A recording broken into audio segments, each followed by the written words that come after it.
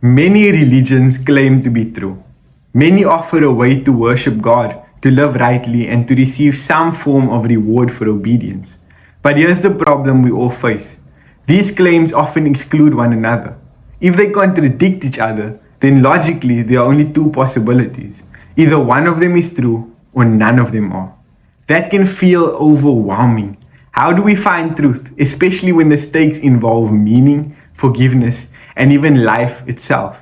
In this video, I want to offer a life-giving and grounded reason for confidence in Christianity, not rooted in blind faith, but in the person and authority of Jesus Christ. Christianity begins with a claim that is both humbling and hopeful. Left to ourselves, every human being is subject to sin and death. Yet God has made a way for salvation, not through human effort, but through one person. The Christian claim is not that salvation is found in a system, a philosophy, or moral improvement, but in Jesus Christ Himself.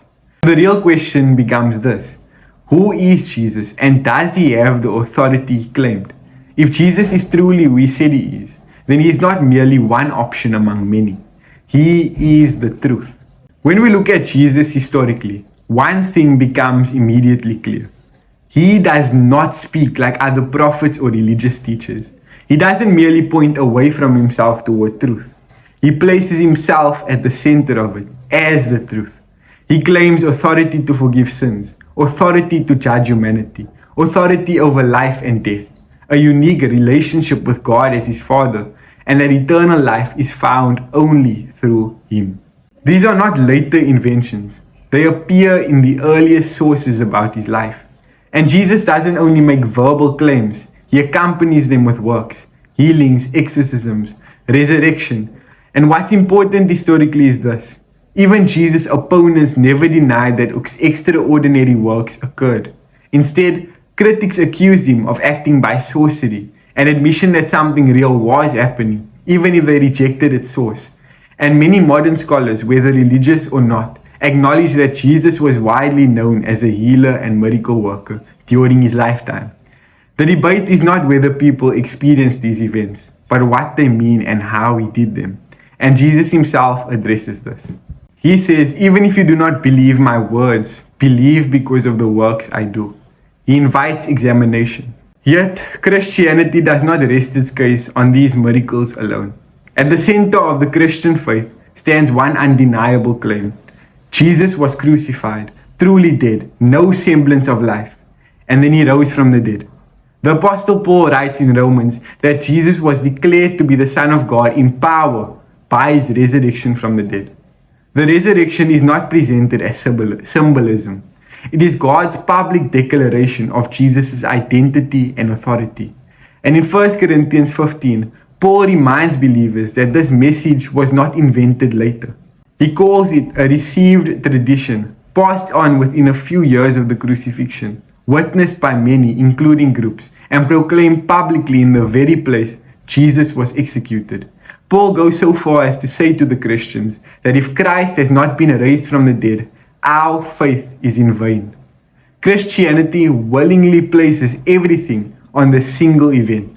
The resurrection did something remarkable, something miraculous. It transformed frightened followers into bold witnesses, and it reshaped Jewish believers' understandings of the law and the prophets, as fulfilled in Christ. And if you know how deeply you believe in your religion, you understand how miraculous this was. This was not myth growing slowly over centuries. It was conviction rooted in claimed eyewitness testimony. And here's why this matters.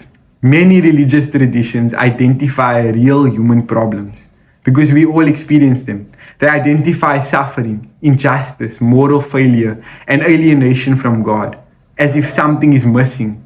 But Christianity makes a unique claim. Jesus does not merely diagnose the problem. He claims to defeat it and give new life. He doesn't only speak about life after death. He passes through death and returns to tell us about it. And having that authority, He says something unmistakable: "I am the way, the truth, and the life. Whoever would come to the Father must come through me."